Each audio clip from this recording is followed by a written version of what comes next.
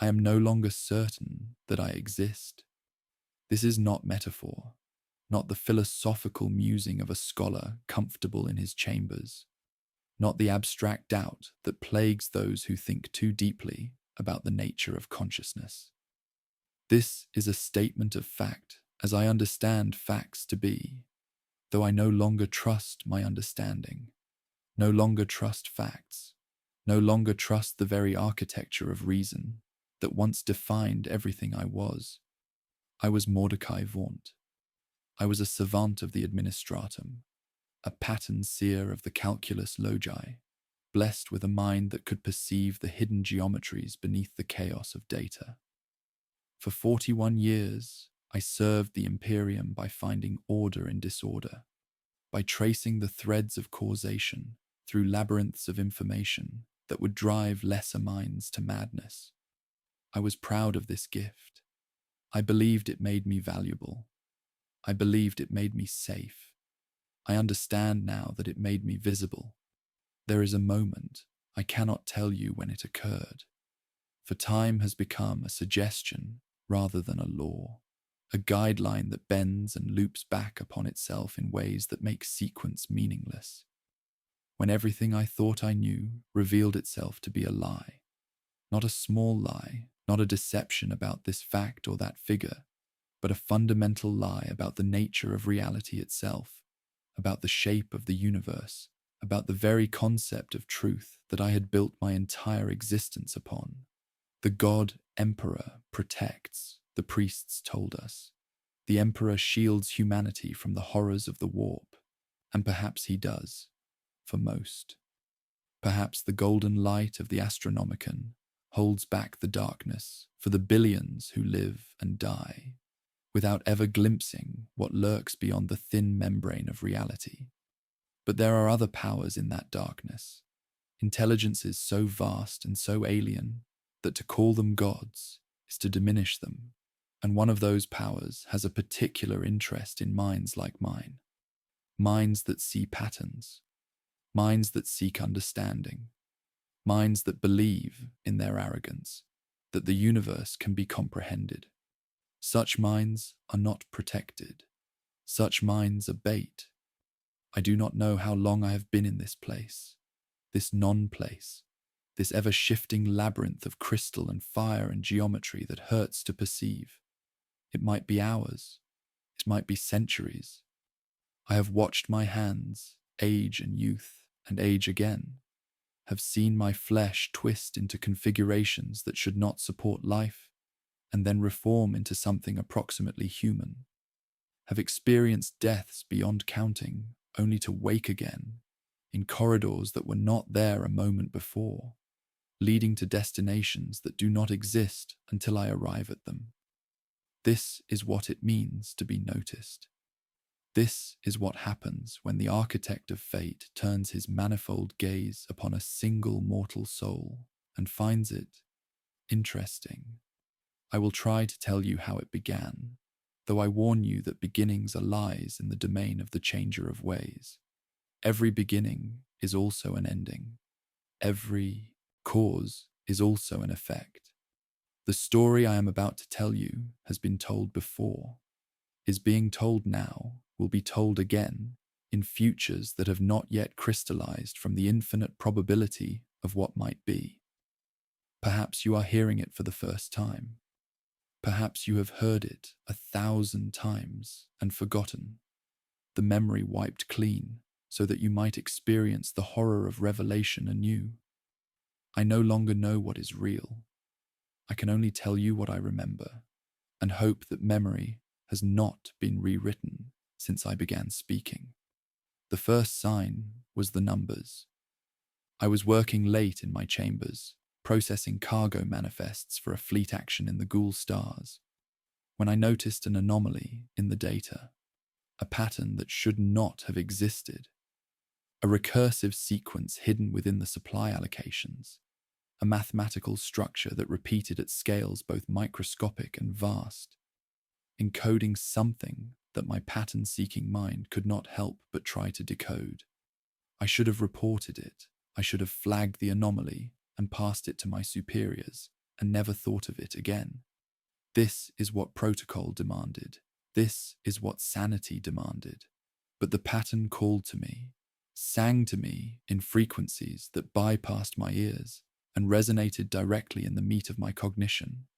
And I found myself working through the night, through the next day, through a week of feverish calculation that I barely remember, driven by a need to understand that eclipsed everything else.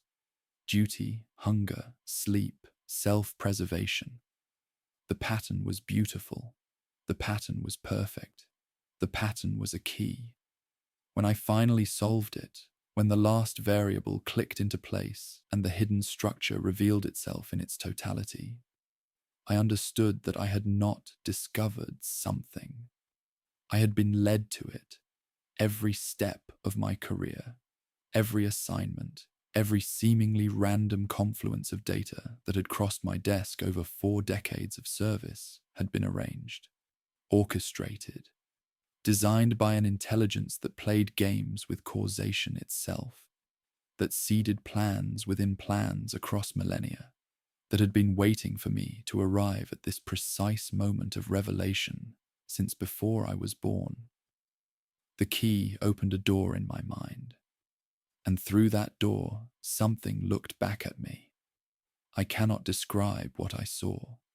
Human language was not designed for such descriptions, was evolved for the communication of simple concepts between simple beings on a single world orbiting a single star.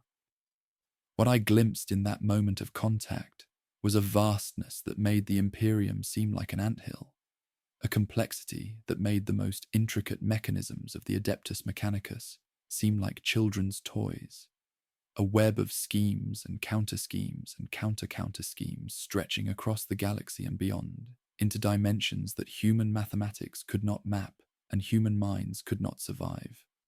I saw the great game. I saw the eternal war between powers that had been ancient when the first stars ignited, beings that shaped reality through will alone, that fed on emotions and souls and the psychic resonance of mortal suffering.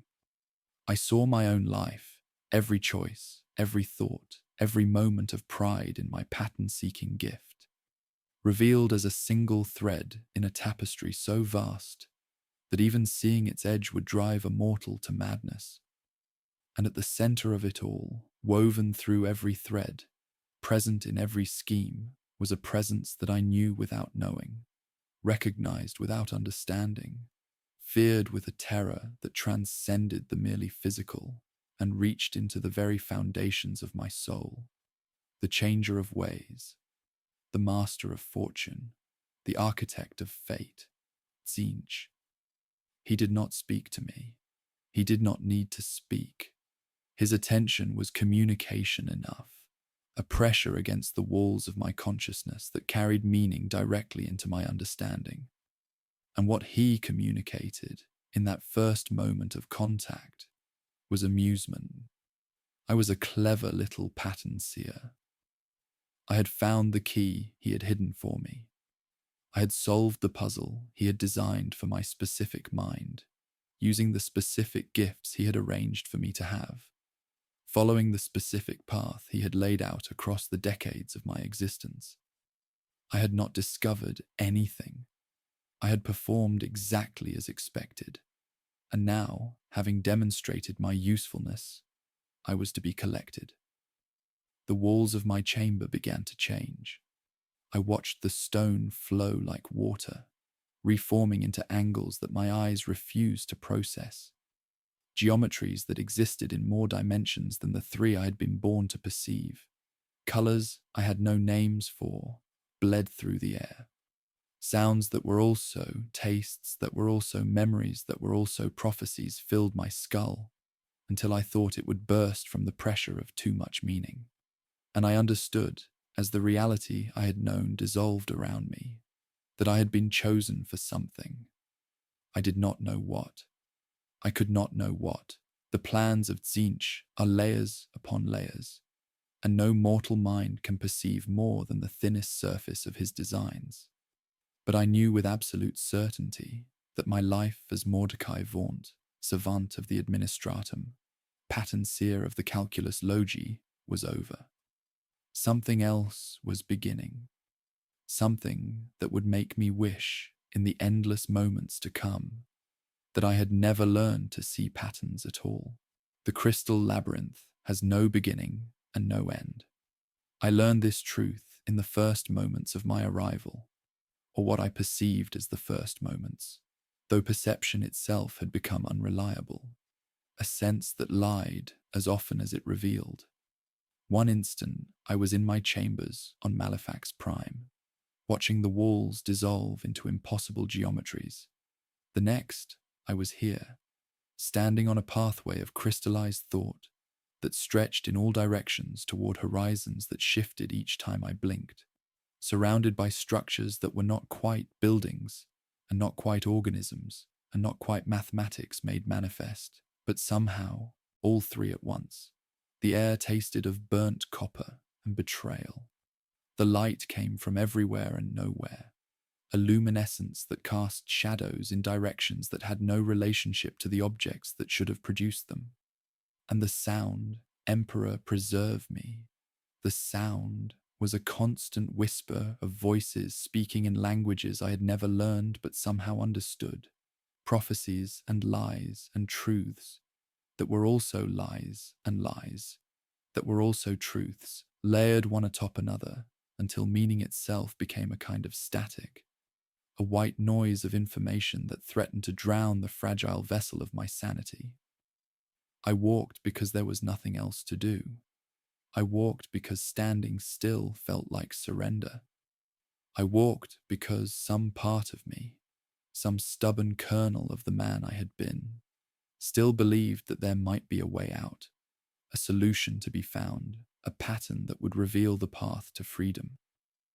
That part of me was wrong, but it kept me moving, and movement felt like resistance, even when I knew that every step I took was another step deeper into the design that Tzeentch had laid for me.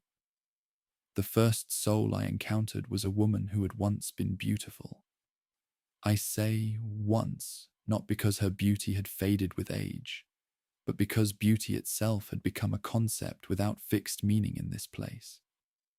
Her features shifted as I watched, young and old, scarred and smooth, human and something far stranger.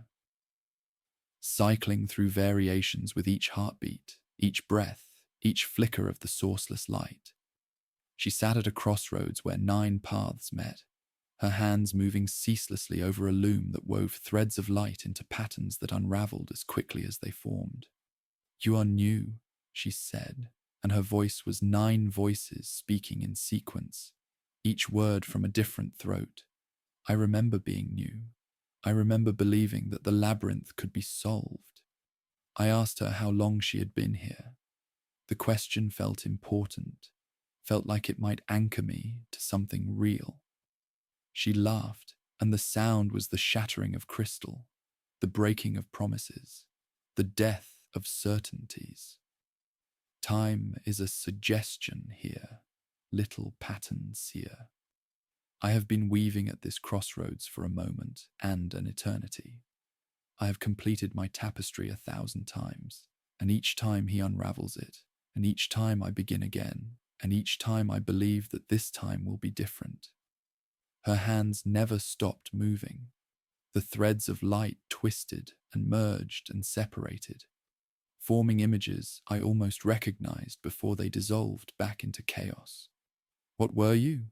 I asked. "Before." "I was a navigator," she said, and for a moment her features stabilized into something almost human, something almost sad. "I guided ships through the warp for House DeLorean. I was proud of my third eye, proud of my gift for seeing the currents of the immaterium. I thought I understood the warp better than most mortals could." Another laugh, sharp as broken glass. "Tzeentch enjoys those who think they understand. He collects us like specimens. He breaks us like toys." She told me her name was Lyessa, or had been, or would be again, when the cycle reset and she forgot everything she had learned. She told me that the crossroads where she sat led to 9 different fates, and that she had walked each path 100 times, and that they all led back here, to this loom, to this endless weaving of patterns that would never be completed. The labyrinth is not a puzzle to be solved, she said, her hands weaving, always weaving. It is a statement. It is Tzeentch telling us that all our seeking, all our striving, all our desperate need to find meaning and order in the universe, it amuses him. We are jesters in his court, performing for an audience that will never applaud. I left her there. I do not know if that was cruelty or kindness. I do not know if she noticed my departure, or if by the time I had taken 10 steps, she had forgotten I existed, her memory rewritten to accommodate whatever new torment the architect of fate had designed for her. The paths of the crystal labyrinth do not obey the laws of geometry that I had spent my life mastering. I walked straight and found myself turned around. I climbed stairs that led downward. I descended into valleys that opened onto mountaintops. And everywhere I walked, I saw others, souls like myself, mortals who had drawn Tzeentch's attention through gifts they had thought were blessings, wandering through eternities of confusion and revelation that never quite resolved into understanding. There was Kale, a former astropath who had once transmitted messages across the stars, now condemned to speak prophecies that no one would hear, truths that would change nothing, warnings that would save no one. His eyes had been replaced with flames that burned without heat, and he wept tears of ash as he told me of futures that might or might not come to pass. There was Sergeant Dren of the Mordian Iron Guard, a man who had survived 17 campaigns through what he had believed was tactical genius, who had risen through the ranks by seeing patterns in enemy movements that his superiors could not perceive. Now he marched endless patrols through corridors that reconfigured behind him, fighting battles against enemies that might be real, or might be memories, or might be versions of himself from timelines that had never existed. There was a child, Emperor, forgive me, a child who had been born with the gift of seeing lies, who had known when anyone spoke falsely, who had been discovered by an inquisitor who thought such a talent might be useful. The child no longer had a name. The child no longer had a face that remained consistent from moment to moment. The child simply wandered, pointing at things and saying, lie or truth. Though in Tzeentch's domain, such distinctions had ceased to have meaning. I learned from each of them. I gathered their stories like a man gathering water in a desert, desperate for something to hold on to, something that might help me understand the nature of my prison. And slowly, piece by piece, a picture began to form. Not a complete picture, never complete, but enough to understand the shape of my damnation. Tzeentch does not collect souls at random.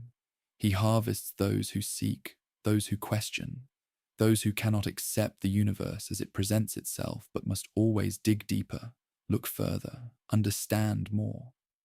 We are his favorite prey because our very nature ensures that we will never stop struggling, never stop trying to find the pattern that explains everything, never accept that some questions have no answers. We feed him with our striving. We nourish him with our hope. Every time we believe we have glimpsed some truth, some fragment of understanding that might lead to freedom, we generate the very energy that sustains his power. The crystal labyrinth is not our prison. It is our purpose. We exist to wander it forever, to seek solutions that do not exist, to hope for escapes that will never come. And in our endless seeking, we serve the changer of ways more perfectly than any demon, more faithfully than any cultist who has sworn their soul to his service.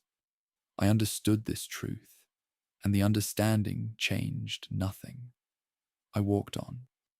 The deeper I traveled into the labyrinth, if deeper has any meaning in a space that folds back upon itself like an Ouroboros of crystal and madness, the more I began to sense something that I had not expected, a purpose beyond mere collection, a design that included me specifically, that had been crafted for the particular shape of my mind, the particular nature of my gift. The patterns I saw in the crystal walls were not random. They were messages. They were tests. They were invitations. Tzeentch was not merely keeping me here. He was teaching me something, preparing me for something, shaping me into a tool that he intended to use. I did not know what that purpose was. I could not know. The plans of the architect of fate are recursive, self-modifying, designed to be incomprehensible to any intelligence smaller than his own. But I felt his attention upon me, felt the weight of his regard as a constant pressure at the edges of my consciousness, and I knew that I had been chosen for more than simple torment. That knowledge should have been terrifying. It was terrifying, but it was also something else, something that shames me to admit even now. It was flattering to be noticed by a god, to be selected for a purpose by an intelligence that had existed since before the birth of stars, to matter, even if that mattering meant suffering beyond imagination. This is how Tzeentch corrupts, not through force, not through temptation, but through the simple seduction of significance. He makes you feel important. He makes you feel chosen. And in that feeling, you begin to serve him willingly, even as you tell yourself that you are still resisting. I tell you this so that you might recognize the trap when it closes around you. I tell you this because I did not recognize it until far too late. The first change came to my eyes. I noticed it when I caught my reflection in a wall of crystal that had momentarily stabilized into something like a mirror, a rare occurrence in the labyrinth where surfaces preferred to show possibilities rather than realities. The face that looked back at me was still recognizably Mordecai Vaunt, still bore the features I had worn for 41 years of imperial service. But the eyes were wrong. Where once there had been simple brown irises, unremarkable and human, now there swirled patterns of gold and violet, fractals that spiraled inward toward pupils that had become vertical slits, like the eyes of some predator that hunted in dimensions I could not name. I stared at those eyes for what might have been hours. I watched the patterns shift and change, watched new geometries form and dissolve in the depths of my own gaze. And I understood that the labyrinth was not merely my prison. It was becoming part of me. The changes accelerated after that first revelation. My fingers lengthened, the joints multiplying, until each hand bore 9 digits instead of 5, each one capable of bending in directions that human anatomy should not permit. My skin took on a faint luminescence, a glow that pulsed in rhythms that matched no heartbeat I could feel, as though my flesh had become a vessel for light that originated somewhere beyond the material realm. And my thoughts, Emperor, preserve me, my thoughts, began to move in patterns that were not my own, following paths of logic that led to conclusions no human mind should reach. I was being remade, sculpted, transformed into something that could better serve the purposes of the Changer of Ways. And the worst part, the part that I could not speak aloud even to the other lost souls I encountered in my wanderings, was that I did not entirely want it to stop. The knowledge that came with each transformation was intoxicating. I began to see things that I had never seen before, the threads of causation that connected events across time and space, the patterns of probability that governed what would happen and what merely might happen, the subtle currents of change that flowed through reality like blood through veins. My gift for pattern seeking, the talent that had drawn Tzeentch's attention in the first place, was being amplified beyond anything I had imagined possible. I understood things now. Terrible things, beautiful things, things that no mortal was meant to understand. I saw the shape of the Imperium's future, and it was not the eternal stagnation that the High Lords believed they were preserving. It was a churning chaos of possibilities, each choice spawning new timelines, each decision creating and destroying entire realities. I saw the truth behind the Emperor's grand design, the desperate gamble that had shaped 10,000 years of human history. And I saw how Tzeentch had woven himself into that design from the very beginning, a serpent coiled at the heart of humanity's greatest hope. I saw my own future, branching into infinite variations, and in every single one of them, I served the architect of fate. There was no escape. There had never been any escape. The pattern I had discovered in those cargo manifests had not been a trap. It had been a homecoming, a return to a destiny that had been written for me before my parents had met, before my world had been colonized, before humanity had first looked up at the stars and wondered what lay beyond. I was always his. I simply had not known it yet. The knowledge should have broken me. Perhaps it did break me in ways that I can no longer perceive. But what rose from that breaking was not despair. It was a terrible, exhilarating freedom. If there was no escape, then there was no point in seeking one. If I was destined to serve, then I might as well embrace that service and see what rewards it might bring. This is the logic that damns. This is the reasoning that transforms victims into servants, slaves into willing collaborators.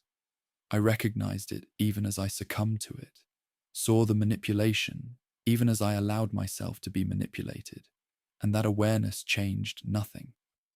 Tzeentch does not need to lie to corrupt you. He simply shows you the truth and lets the truth do his work. I sought out Lyessa at her eternal crossroads, driven by a need to share what I had learned, to test my new understanding against someone who had been here longer than I. I found her still weaving, her hands moving in patterns that my enhanced eyes could now perceive in their full complexity. Not random movements, but a language, a communication with something vast and terrible that existed in the spaces between the threads of light. "You have changed," she said, without looking up. Her 9 voices had become familiar to me, a chorus that I could now distinguish into individual tones and timbres. "He is shaping you for something specific. I can see it in your aura." I asked her what she meant by something specific. I asked her what purpose Tzeentch might have for a pattern seer from a backwater administrative world. She laughed, and this time the sound was not the shattering of crystal, but something softer, sadder. "We are all specific, little seeker. Every soul he collects has a role to play in the great game. Some of us are pawns, moved and sacrificed for purposes we will never understand. Some of us are knights or bishops, capable of more complex movements, more significant impacts. And some of us..." She paused, her hands faltering for just a moment in their endless weaving. "Some of us are pieces that have not yet been named. Pieces being crafted for games that have not yet begun." Her features shifted, cycling through variations faster than before, and I realized that she was agitated, that something about my presence disturbed her in ways that her eternal weaving did not. "You are not like the others who wander here," she continued. "The astropath, the soldier, the child. They are being stored, preserved, held in reserve for futures that may or may not come to pass. But you are being forged, heated in fires that I cannot see, hammered into shapes that I cannot comprehend. Whatever Tzeentch intends for you, it is something new, something that even he has not tried before." I should have been horrified. I should have run from her crossroads and sought some corner of the labyrinth where I might hide from whatever destiny was being prepared for me. But I felt only curiosity, only the burning need to understand that had defined my entire existence, amplified now beyond all reason by the changes wrought upon my mind. I asked her how she knew these things. I asked her what her weaving revealed about my fate. The look she gave me then was the most human expression I had seen on her shifting face. A look of pity mixed with something that might have been fear. "I weave futures," she said. "All possible futures. All the paths that might unfold from this moment into eternity. And in every future I weave, every timeline I explore, every possibility I trace to its ultimate conclusion. You are there, not as a wanderer in the labyrinth, not as a lost soul seeking escape. You are there as something else, something that stands at Tzeentch's right hand, something that makes even his demons whisper in tones of reverence and terror." She turned back to her loom, her hands resuming their endless motion. "I do not know what you will become, pattern seer, but I know that when your transformation is complete, you will no longer be capable of understanding why I pity you now." I left her there, her words burning in my mind like prophecy, like promise, like threat.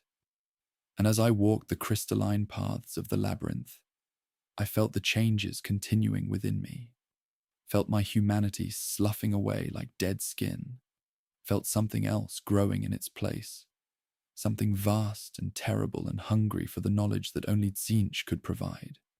The others began to avoid me after that. Kyle the astropath, who had once shared his visions freely, now fell silent when I approached, his flame-filled eyes tracking my movements with something that looked like fear.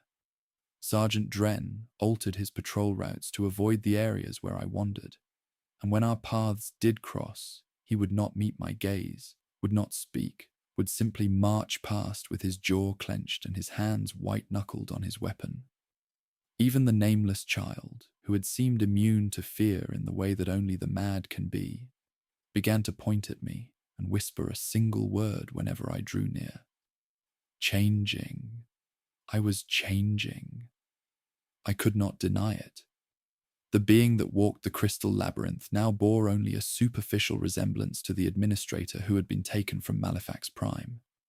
My 9-fingered hands had developed a second set of joints. My skin had hardened into something that was not quite flesh and not quite crystal, a hybrid material that refracted light in patterns I could read like text. And my mind, my poor, expanded, tortured mind, had grown to contain concepts that would have driven my former self to immediate and irreversible madness. I remembered being Mordecai Vaunt. I remembered the man who had counted grain yields and found pride in his work. I remembered the quiet satisfaction of a problem solved, a pattern recognized, a small contribution made to the vast machinery of imperial governance. That man was dying. That man was being consumed by something larger, something that wore his memories like borrowed clothes and would soon discard even those. And still, I could not stop seeking. Still, I wandered the labyrinth, looking for answers that would only transform me further, driven by a curiosity that had become indistinguishable from compulsion. The very trait that made me what I was, the need to understand, to find patterns, to know, was the chain that bound me to my fate more securely than any physical restraint could have. Tzeentch had not needed to imprison me. He had simply made me into my own jailer. I understood this. I understood it completely. And understanding changed nothing at all. The summons came without warning. One moment, I was walking a corridor of frozen lightning, tracing patterns in the crystallized energy that spoke of wars fought in dimensions I was only beginning to perceive. The next moment I was elsewhere, transported without transition, moved across the labyrinth by a will that was not my own, deposited in a space that I knew immediately was different from anything I had yet encountered. This was the heart. This was the center. This was the place where the crystal labyrinth folded in upon itself and became something that was less a location than a state of being. And I was not alone. The being that waited for me, there was not Tzeentch himself. Even my transformed perceptions could not have survived direct contact with that vastness, that infinity of scheme and counter-scheme that constituted the architect of fate. But it was close enough. A lord of change, one of the greater demons that served as Tzeentch's most powerful instruments, a creature of such terrible majesty that simply looking upon it threatened to unmake the last remnants of my human consciousness. It towered above me, a thing of feathers and fire and geometry that shifted with each microsecond, never the same twice, never stable, never fixed. Its form was a lie. I understood this instinctively, a projection into three-dimensional space of something that existed in dimensions beyond counting. What I saw was merely the shadow it cast in reality, and even that shadow was enough to make my enhanced eyes weep tears of liquid crystal. Its voice, when it spoke, was not sound, but pure meaning, concepts pressed directly into my awareness without the intermediary of language. You have been watched, Mordecai Vaunt. You have been measured. You have been found adequate. I tried to speak, to respond, to maintain some pretense of the autonomy I no longer possessed, but my voice would not obey me. My transformed throat produced only harmonics, frequencies that wove themselves into the ambient madness of the labyrinth and disappeared. The Lord of Change seemed amused by my struggle. Its beak, if that ever-shifting protrusion could be called a beak, curved into something that might have been a smile. You seek to understand. This is your nature. This is why you were chosen. But understanding is not a destination, little seeker. It is a process, an endless becoming. And now you must choose what you will become. The space around us shifted, and I saw them. Visions, possibilities, futures that branched from this moment like roots from a tree. In one, I saw myself as I had been, Mordecai Vaunt, the administrator, restored to my former life with no memory of the labyrinth, returned to my desk and my tallies and my quiet pride in work well done. In another, I saw oblivion, simple, clean, final. My consciousness dissolved into the raw stuff of the warp. My suffering ended, my existence erased as though it had never been. And in the third,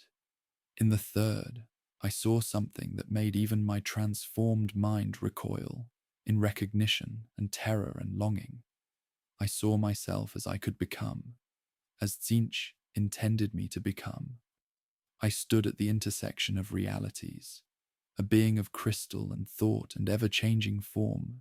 My consciousness expanded to encompass patterns that spanned galaxies. My understanding grown vast enough to perceive the threads of fate that connected all things. I was no longer human in that vision. I was no longer mortal. I was something new, something that had never existed before. A hybrid of man and demon, of flesh and warp stuff, of the pattern seeker I had been, and the instrument of change I was being shaped to become.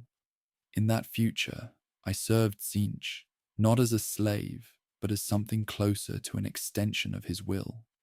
I walked between worlds, between times, between possibilities, adjusting the threads of causation according to designs I could almost comprehend. I was trusted with knowledge that would unmake lesser beings. I was given power that rivaled the lords of change themselves. And I was utterly, irreversibly damned. Choose, the demon commanded, the gift of ignorance, the mercy of oblivion, or the burden of becoming. Tzeentch offers all three. Tzeentch denies nothing to those who have earned his attention. I understood then why I had been brought to this moment. This was not merely a test, it was a ritual, a ceremony of transformation that required my consent to complete. Tzeentch could have simply remade me, could have torn away my will and reshaped my soul according to his desires. He had the power. He had always had the power, but that was not his way. The changer of ways does not create slaves. He creates collaborators. He seduces, he tempts. He shows you the truth of what you are and what you could become, and he lets you choose your own damnation. Because a soul that chooses corruption is worth infinitely more than one that is merely corrupted. Because the energy generated by willing transformation feeds his power in ways that forced change cannot. I thought of Laessa at her loom, weaving futures she knew would never be completed. I thought of Kale speaking prophecies that no one would heed. I thought of Sergeant Dren marching his eternal patrol, and the nameless child pointing at shadows and whispering lie and truth. They had not been offered this choice. They were the stored ones, the preserved ones, the souls held in reserve for purposes yet to be revealed. But I was being offered something different. I was being offered a role in the great game itself, a position of power and knowledge and terrible responsibility. I was being offered exactly what I had always wanted, wrapped in the certainty of my own destruction. The ignorant sleep peacefully, the Lord of Change intoned, its form rippling with colors that had no names. The dead know no suffering, but those who choose to become, they alone truly live. They alone matter. They alone leave marks upon the tapestry of fate that will endure until the stars themselves burn out. I knew what I should choose. The last fragment of the man I had been, the Mordecai Vaunt who had served the emperor and believed in the imperial creed and found meaning in honest work, screamed at me to accept oblivion. Better to cease existing than to become a tool of the ruinous powers. Better to die a man than to live as a monster. But that fragment was so small now, so quiet, so easily ignored, and the rest of me, the vast, transformed, pattern-hungry thing I had become, looked upon the third future and saw not damnation but apotheosis, not destruction but evolution, not the end of Mordecai Vaunt but the beginning of something greater, something that would endure when empires had crumbled and species had gone extinct, and the very concepts of good and evil had lost all meaning. I reached for that future. I reached with all 9 fingers on each hand, with my crystalline flesh and my fractal eyes, and my mind that had grown too large for merely human thought. I reached not because I was forced to, not because I had no other choice, but because I wanted it, because I had always wanted it, because the pattern seeker in me recognized at last the ultimate pattern, the truth that had been hidden in every mystery I had ever solved. The universe is change, stagnation is death, and those who embrace transformation, who make themselves instruments of the endless becoming that underlies all reality, they alone achieve something like immortality. I made my choice. The Lord of Change spread its wings, and the space around us shattered into a million possibilities that collapsed one by one until only a single timeline remained. The timeline in which I had chosen to become what Tzeentch had always intended me to be. So it is spoken, the demon pronounced. So it shall be. The pain that followed was beyond anything I had experienced in the labyrinth, beyond anything I had imagined possible. It was not physical pain, though my body twisted and reformed in ways that would have killed a mortal man 1,000 times over. It was the pain of expansion, of consciousness being stretched across dimensions it was never meant to occupy, of a human soul being used as the seed crystal for something vast and alien and terrible. I felt myself dissolving. I felt myself reforming. I felt the boundaries of my identity becoming permeable, merging with something larger, something that had been waiting for me since before I was born. And through the agony, through the dissolution, through the transformation that remade me cell by cell, and thought by thought, I felt something that I can only describe as joy. This was what I was meant for. This was the pattern I had been seeking all my life. This was the answer to every question I had ever asked, the solution to every puzzle I had ever contemplated, the truth that had been hiding behind every mystery. I was becoming. I was changing. I was finally, after 41 years of ignorant searching, arriving at my destination. The man called Mordecai Vaunt died in that moment. What rose from his ashes had not yet learned its name. I am no longer certain that I exist. I began this testimony with those words, and I return to them now, not as repetition, but as revelation. For I understand at last what I was trying to say, what truth I was circling without comprehension in those early moments of confusion and terror. I was not questioning my existence in the philosophical sense, was not engaging in the abstract doubt that plagues scholars and mystics. I was stating a literal truth that my still human mind could not fully grasp. The being that speaks to you now is not Mordecai Vaunt. Mordecai Vaunt was a man, a mortal, a collection of memories and habits and small prides accumulated over 41 years of imperial service. That man is gone, dissolved in the crucible of transformation, his essence used as raw material for something that wears his memories like a mask, but is no more him than a cathedral is the stones from which it was built. I am what Tzeentch made from what Mordecai Vaunt was. I am a function, a purpose, an instrument of change shaped for tasks that span millennia and touch worlds beyond counting. I perceive time as a landscape rather than a river, see causation as a web rather than a chain, understand fate as a living thing that can be manipulated by those with the knowledge and the will. I am, in the parlance of those who study such things, an exalted one, a mortal soul transformed into something that exists in the spaces between demonhood and humanity, serving the architect of fate in ways that neither pure demons nor corrupted mortals can replicate. There are others like me, scattered across the galaxy and beyond, each of us crafted for specific purposes, each of us the answer to a question that Tzeentch asked centuries or millennia before our births. I do not know my purpose yet. This is by design. Tzeentch reveals his plans in layers, each revelation leading to new questions, each answer spawning new mysteries. I may serve for 1,000 years before I understand the role I was created to play. I may never understand. Understanding itself may be another test, another trap, another thread in the infinite tapestry of scheme and counter-scheme that constitutes my master's eternal game.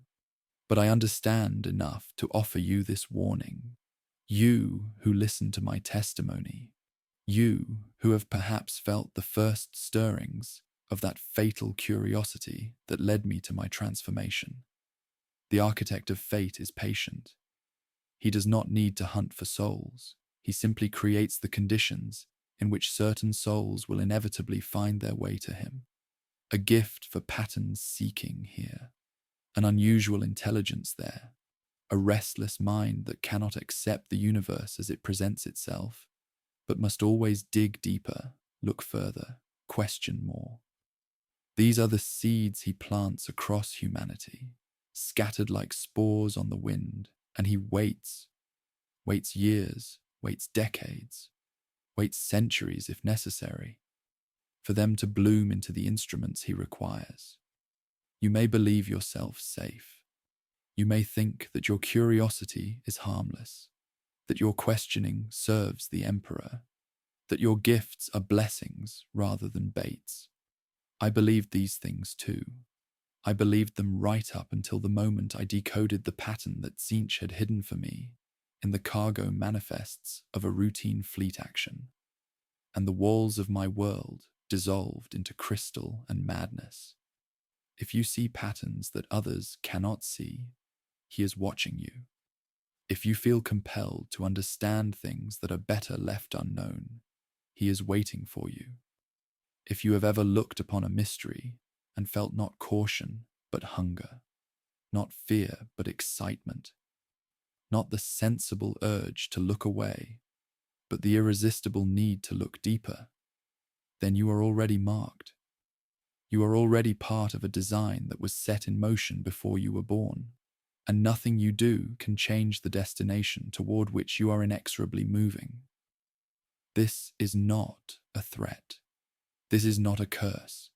This is simply the truth of what it means to draw the attention of the changer of ways. I tell you this not to frighten you, though you should be frightened. I tell you this not to convert you, though some who hear my words will feel the first stirrings of that terrible longing that led me to my fate. I tell you this because testimony is all that remains of what I was, and in giving testimony, I honor the memory of a man who no longer exists, but whose experiences deserve to be recorded. Mordecai Vaunt was not a bad man. He served the Imperium faithfully. He did his duty. He found satisfaction in work that mattered, even if the mattering was small in the context of 1,000,000 worlds and countless trillions of souls. He deserved better than what happened to him.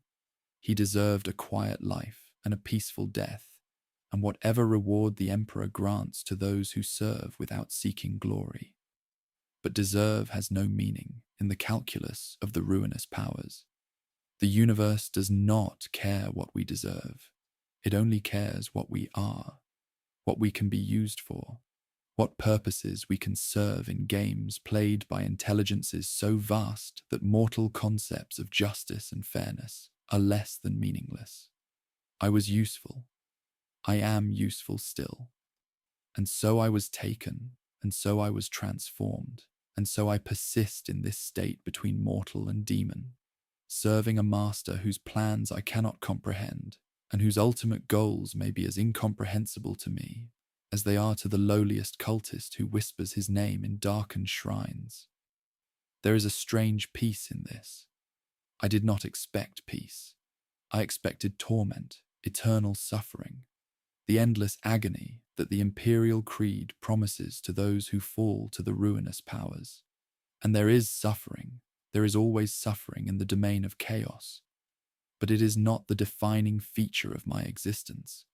What defines me now is purpose, direction, the sense that I am part of something larger than myself, contributing to designs that will unfold across timescales that dwarf the existence of stars. Is this peace genuine, or is it another manipulation? Is my acceptance of my fate a form of wisdom, or merely the final stage of corruption? I cannot know. The very faculties that would allow me to answer such questions have been reshaped by the power that benefits most from my acceptance. I am no longer capable of objective judgment about my own condition. Perhaps this, too, is part of the plan. I walk the crystal labyrinth still, but I walk it now as a resident rather than a prisoner. I pass Liesa at her crossroads, and she does not look up, does not acknowledge me, though I know she senses my presence. I encounter Kale and Drain and the nameless child, and they flee from me as though from a predator, and perhaps that is what I have become. A predator that hunts not flesh but possibility, that feeds not on bodies but on futures. The labyrinth has become beautiful to me. I see now what I could not see before.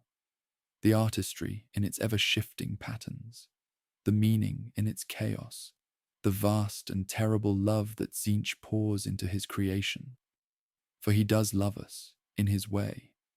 He loves our potential, our capacity for change, our endless striving toward understanding that can never be achieved. He loves us as an artist, loves his medium, as a gardener loves his plants, as a collector loves the specimens that fill his shelves. It is not a human love. It is not a kind love, but it is real, and in my transformed state, I can feel it, can bask in it, can draw strength from the knowledge that I matter to something greater than myself. This is the trap. This is the final seduction. This is the truth that Tzeentch offers to all who enter his domain. You will matter. You will have purpose. You will be part of something eternal. All it will cost you is everything you are. I made that bargain. I made it willingly, knowingly, with full understanding of what I was sacrificing. And I tell you now, from the other side of that terrible transaction, that I do not regret it. I cannot regret it. Regret requires a self that persists across time, a continuity of identity that judges past actions by present values. I have no such continuity. I am remade with each moment, changed with each thought, transformed by the very act of existence in the domain of the changer of ways. I was Mordecai Vaunt. I am something else now. And in the space between what I was and what I am becoming, in the eternal moment of transformation that defines my existence, I have found something that feels like meaning.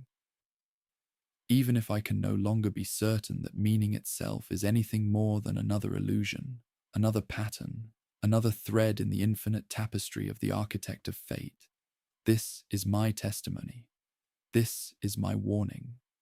This is the truth that I offer to those who have ears to hear and minds flexible enough to comprehend. Do not seek too deeply. Do not question too much. Do not let your gifts become the hooks by which you are pulled into waters too deep for mortal swimming. Or do. The choice is yours. It was always yours. That is the cruelest truth of all.